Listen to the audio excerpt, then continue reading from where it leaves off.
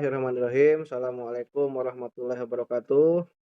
Selamat pagi, mahasiswa kelas hidrogeologi kelas A. Sehat semuanya ya?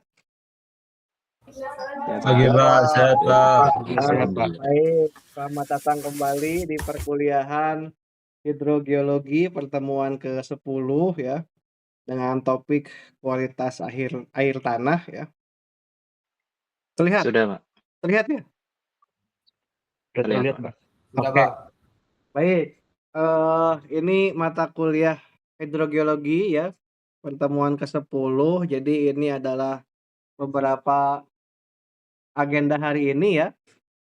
Jadi capaian yang akan kita capai adalah sub CPMK 3, mampu menyusun desain solusi pengelolaan air tanah yang aplikatif dan menjawab kebutuhan nyata secara berkelanjutan gitu ya. Nah, indikator hari ini adalah kita bisa mengumpulkan dan mengolah data secara sistematis dan akurat, serta mengidentifikasi akar permasalahan kualitas air tanah secara kritis dan relevan.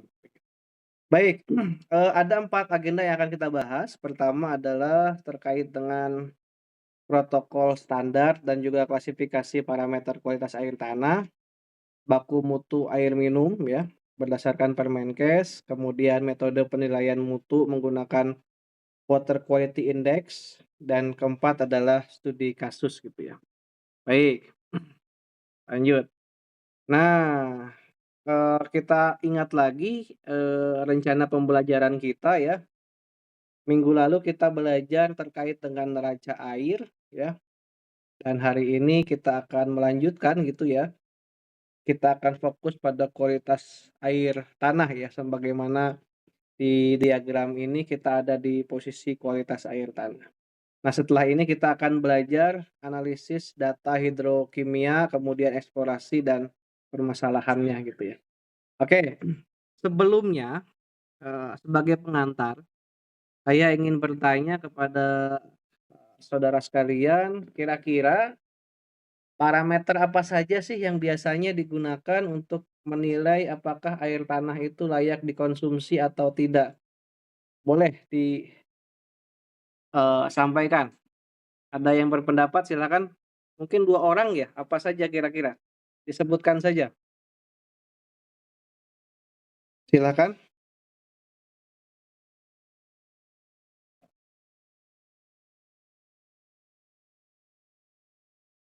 Ada yang ingin berpendapat? Sebelumnya izin menjawab, Pak. Oke. Apa, Mbak? Saya Rahma dengan NIM 11. Mungkin dari warnanya sih, Pak, keruh atau tidaknya. Oke, baik. Yang lain, laki-laki mungkin 1 orang. Siroj, ada pendapat? Izin Pak, Oh ya, silakan. kalau untuk Mhm. parameter itu bisa dari pH atau kandungan dari bahan kimianya, mungkin juga bisa entah itu dari rasa maupun bau serta tingkat kekeruhan atau dari TDS-nya Pak. Seperti itu. Oke, baik baik. 2 jawaban sudah bagus ya. Nanti kita akan perdalam ya di materi yang selanjutnya ya. Baik, teman-teman sekalian, ini sebelum bahas parameter, kita juga mungkin perlu memahami ya bagaimana sampel air itu diambil secara benar ya. Karena saya melihat ada beberapa tahapan sampling yang, datanya menjadi jelek karena pengambilan sampel air tanahnya kurang kurang bagus gitu ya. Nah, teman-teman sekalian, ada beberapa standar yang menjadi acuan. Kalau di Indonesia mungkin ada SNI 6989 2028 terkait dengan air dan air limbah gitu ya. Di sana ada metode pengambilan contoh air tanah gitu ya. Nah, selain SNI juga ada beberapa eh, apa beberapa acuan yang lain, ada ASTM juga mengeluarkan gitu ya. Ada juga, US ya, pemerintah Amerika juga mengeluarkan US EPA Groundwater Sampling SOP ya. Jadi, bagi yang nanti penelitian terkait dengan kualitas air tanah, Anda boleh memilih gitu ya, mana yang akan Anda pakai dan apa justifikasi kenapa memakai aturan itu gitu ya. Silahkan, tidak ada larangan sebetulnya ya mau mengambil yang mana, tapi karena kita di Indonesia biasanya ya pakai SNI gitu ya. Cuma barangkali akan ada yang mau publikasi di internasional, mau pakai ASTM misalkan ya, maka diperbolehkan gitu ya. Nah, teman-teman sekalian, ada beberapa peralatan utama yang wajib disiapkan gitu ya, ketika kita mau sampling gitu ya. Nah, ini mungkin ada gambar yang lebih enak ya.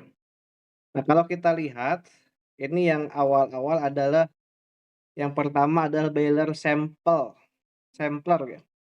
Untuk apa? Untuk mengambil sampel di, eee, sumur gali ya, atau di sumur bor. Jadi bagian yang mana ya? Yang ini ya, bisa dicoret nggak ya? Yang ini ya. Nah, tapi tergantung juga sih diameternya ya, apakah diameternya cukup apa enggak gitu ya. Kalau nggak cukup berarti kan perlu dipikirkan cara yang lain gitu. Apalagi yang namanya sumur bor tuh biasanya diameternya kecil gitu ya, maka kita perlu memikirkan bagaimana cara ngambilnya. Yang kedua adalah filter paper. Jadi saringan teman-teman ya. Ini gambarnya seperti ini. Bebas sih sebenarnya, tidak ada, eee, aturan bentuknya seperti apa gitu ya. Kalau mau pakai untuk, eee, ngopi kan suka ada ya fisik tin itu ya. Yang penting pokoknya 0,45 mikron aja ukurannya gitu ya. Nah, itu fungsinya untuk memisahkan partikulat atau bakteri gitu ya, sehingga, eee, dia bisa terfilter gitu ya. Seperti itu. Yang selanjutnya adalah, cooler box. Nah, teman-teman, yang namanya air itu sangat ini ya, sangat rentan berubah gitu. Jadi untuk mencegah oksidasi atau aktivitas bakteri selama sampel dibawa dari lapangan, maka kita perlu mendinginkan sampel itu. Apalagi kalau jarak dari tempat kita ngambil sampel ke lab-nya itu jauh, perlu waktu gitu ya, maka baiknya Anda membekali ini gitu ya, ada box yang ada ice-nya gitu untuk mencegah itu ya. Dan yang terakhir adalah asam nitrat pekat ya. Ini digunakan sebagai pengawet logam terlarut dengan takaran, 1 milimeter 1 mililiter per 100 mililiter sampel.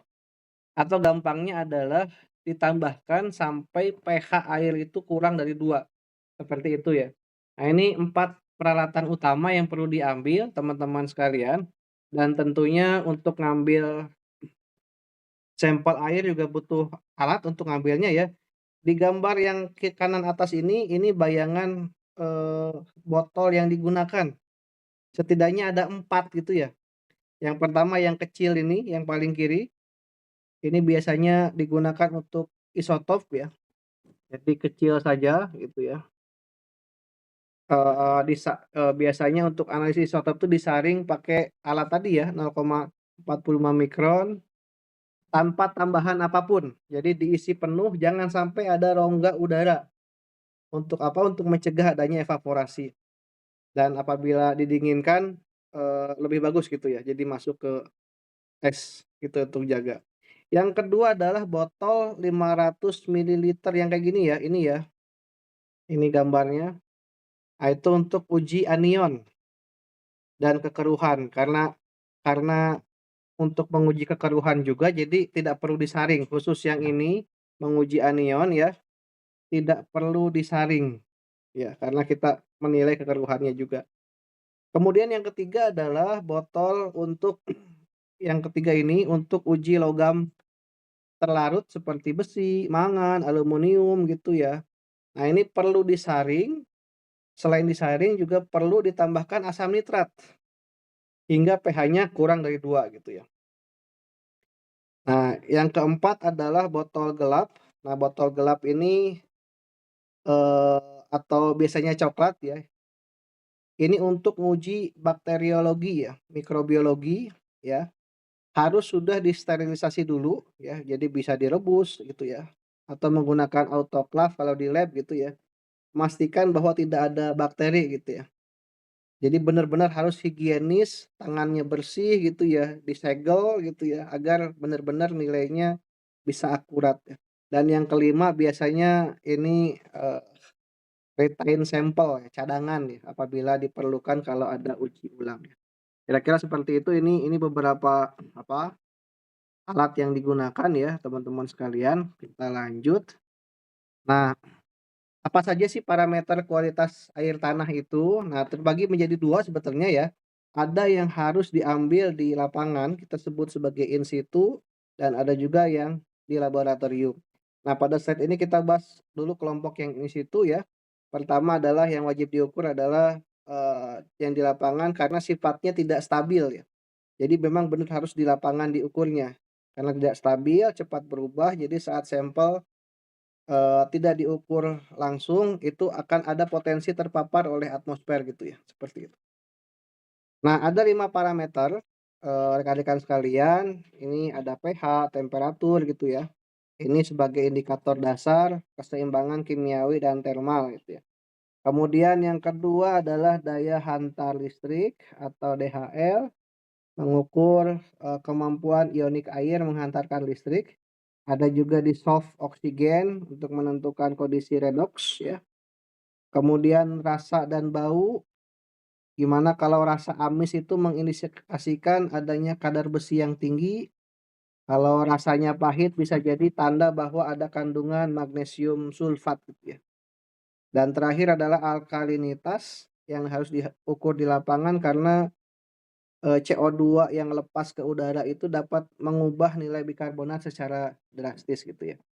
Baik, ini kemudian kita lanjut, ada parameter yang diuji di laboratorium. Ada 3, ada fisika, ada kimia, kemudian ada biologi ya.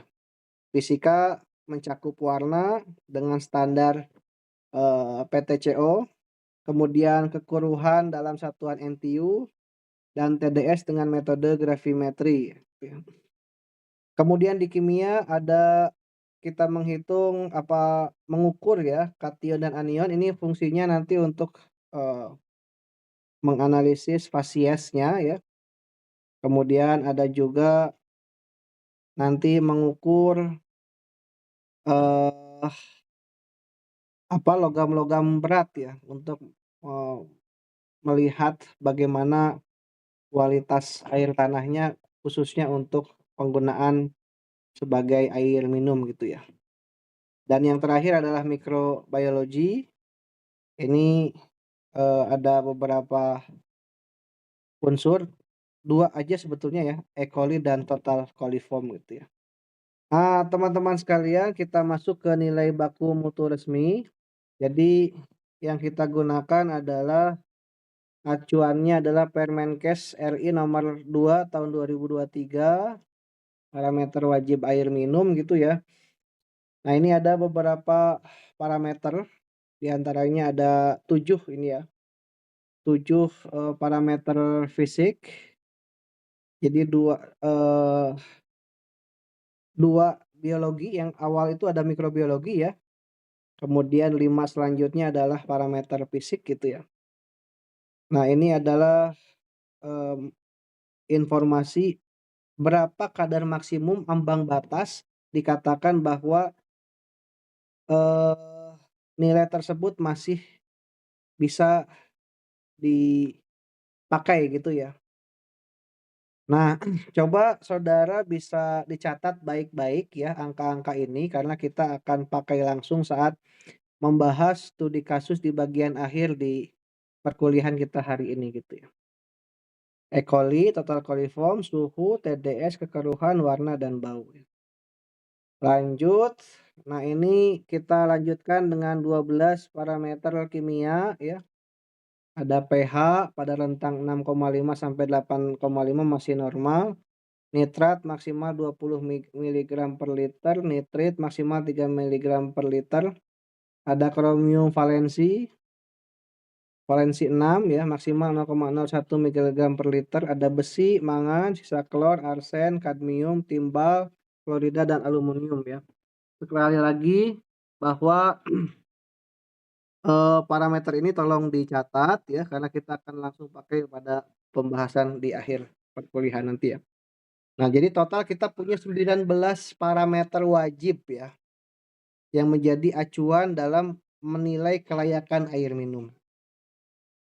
Nah, rekan-rekan sekalian, setelah nanti data parameter terkumpul dan dibandingkan dengan baku mutu, maka kita perlu metode untuk menyimpulkan status mutu air secara keseluruhan. Nah, salah satu metode yang umum digunakan adalah Water Quality Index atau WQI ya. Jadi mengubah berbagai data parameter menjadi satu angka indeks tunggal, sehingga status mutu air lebih mudah dibaca dan dibandingkan antar waktu atau antar lokasi. Nah, formulanya adalah sama dengan ini rumusnya bisa dilihat ya. WQI sama dengan jumlah dari WI dikalikan QI ya. Di mana WI adalah bobot relatif tiap parameter dan QI adalah subindeks kualitas parameter tersebut terhadap baku mutu. Nah, parameter yang berkaitan dengan toksisitas dan kesehatan biasanya diberikan bobot yang lebih tinggi. Contohnya logam berat, mikrobiologi gitu ya, akan mendapatkan bobot yang lebih tinggi dibandingkan parameter-parameter umum seperti warna atau bau gitu ya, seperti itu. Oke. Nah, ini setelah skornya dihitung nanti akan diinterpretasikan ya, apakah mendapatkan nilai berapa di antara 0 sampai 100. Kalau dia 90 sampai 100 sangat baik, 70 sampai 90 baik gitu ya. Dan nanti 0 sampai 25 adalah sangat buruk gitu ya.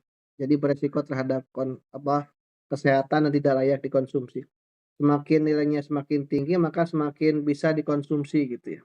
Nah, perlu saya sampaikan bahwa skema ini merupakan salah satu ilustrasi skema klasifikasi WQI yang umum gitu ya. Nah, rentangnya mungkin bisa bervariasi akan menyesuaikan dengan kebijakan dari pengelolaan masing-masing wilayah gitu ya. Oke, lanjut ya. Nah, teman-teman, saya sudah ngirim studi kasus di LMS ya, di Spada kalian sudah saya kirim, silakan dicek ya. Jadi di sana ada ada soal yang mungkin bisa dilihat gitu ya. Nah, soal tersebut, silakan dicek dulu, nanti saya bantu untuk kirim di grup juga biar ini ya, biar bisa dilihat juga, saya kirim di grup kelas. Perhatian. Oke.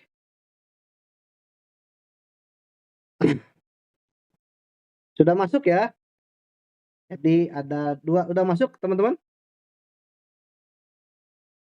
Sudah, Bapak. Sudah, baik. Silakan. Jadi ada ceritanya ada studi kasus sumur gali di wilayah Bogor tahun 2022 sampai 2023. Kawasan permukiman padat ya. Jadi sumur gali dangkal itu sebagai sumber air bersihnya. Nah, kalau dilihat ada tren penurunan status mutu air dari sebelumnya memenuhi baku mutu menjadi sangat buruk menurut skor WQI-nya. Nah, di sana ada nilai peningkatan kontaminasi bakteri total coliform yang diduga berasal dari rembesan septic tank sekitar permukiman. Jarak sumur terhadap septic tank tidak memenuhi jarak aman teknis, diperparah konstruksi dinding sumur yang tidak lagi kedap air. Nah, ini datanya teman-teman sekalian ya. Silahkan dilihat.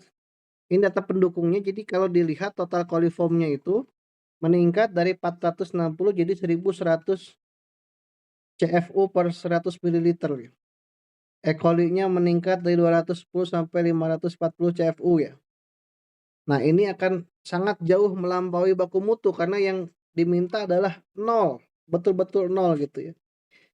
Kekeruhannya yang harusnya di bawah 12 di bawah 25 ini nilainya adalah 34 gitu ya. Jadi melampaui baku mutu. Sementara TDS dan pH masih memenuhi baku mutu ya. Masih aman gitu ya kalau dilihat nilainya. Nah, jarak sumur terhadap septic tank hanya 5 hingga 6 meter, sementara standarnya adalah 10. Nah, jadi kalau dilihat dari sini gitu ya, eee, kira-kira seperti apa, pertanyaannya ya? Jadi karena waktu kita terbatas ya, jadi di soal yang saya kirim tadi cukup 2 nomor saja yang kemudian kita bahas ya. Jadi pertanyaan pertama, berdasarkan tabel B, parameter apa saja yang melampaui baku mutu pada tahun 2023? Bagaimana signifikansinya terhadap kesehatan pengguna air? Dan yang kedua adalah, faktor geologi dan teknis apa yang paling berkontribusi terhadap pencemaran ini? Silahkan, eee jawabannya Anda tulis di ini ya, di chat, nanti, akan saya cek gitu ya. Saya akan beri waktu sekitar 1 menit dari sekarang, silakan.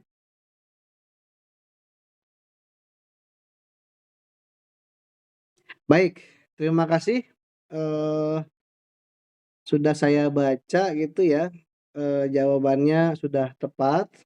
Nanti pertanyaan nomor 2, 4, dan 5 pada lembar studi kasus yang saya kirim tadi bisa dikerjakan secara mandiri ya, dan dikumpulkan melalui Spada. Oke, sebagai penguatan mari kita lihat kembali alur analisis kualitas air tanah secara keseluruhan ya. Jadi dari kiri ke kanan, pertama adalah kita mengumpulkan data ya, in situ maupun laboratorium, kemudian membandingkan data tersebut dengan baku mutu sesuai Permenkes nomor 2 tahun 2023. Yang ketiga adalah interpretasi menggunakan, WikiEye salah satunya ya, untuk menentukan status mutu air, dan yang terakhir adalah merumuskan solusi pengelolaan, gitu ya.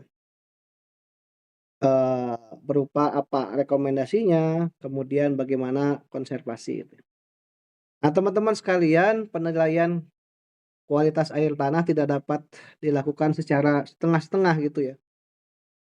Maka tahapan-tahapan ini adalah tahapan yang saling berkaitan, dan itulah yang telah kita praktekkan bersama melalui studi kasus yang tadi gitu ya. Maka inilah, mari kita simpulkan bersama. Jadi kita telah mempelajari, beberapa hal. Pertama mungkin yang tadi ada protokol standar sampling ya, mulai dari alatnya apa saja hingga jenis botolnya apa saja gitu ya. Yang kedua bagaimana klasifikasi parameter, baik in situ maupun laboratorium, kemudian baku mutu ya, 19 parameter wajib apa yang harus ada, nilai ambang batasnya sesuai Permenkes, dan terakhir adalah bagaimana water quality index beserta klasifikasi status mutunya. Baik, teman-teman sekalian, sebagai tindak lanjut dan tugas, mohon saudara menyelesaikan tadi ya 3 soal terakhir di lembar studi kasus. Selanjutnya sesuai dengan, RPS, capaian sub CPMK 3 ini dinilai secara kumulatif melalui tugas projek. Maka, mohon saudara mulai mengumpulkan dan mencermati kira-kira data kualitas air pada wilayah studi masing-masing, sebagai bahan penyusunan tugas tersebut gitu ya. Oke, itu saja mungkin ya, nanti di pertemuan berikutnya minggu ke-11 kita akan melanjutkan pembahasan mengenai analisis data hidrokimia, mencakup validasi data, change balance error, diagram paper, dan diagram STIP. Mohon saudara mempelajari materi pendahuluan yang nanti akan saya bagikan sebelum pertemuan. Itu saja mungkin, rekan-rekan sekalian sebelum ditutup, apakah ada pertanyaan? Oke, kalau tidak ada, mudah-mudahan bisa dipahami ya. Terima kasih. Udah pada lemes sepertinya ya. Tetap semangat ya. Nanti minggu depan kita, eee, berjumpa lagi ya di pertemuan ke-11. Terima kasih atas perhatian dan partisipasi saudara.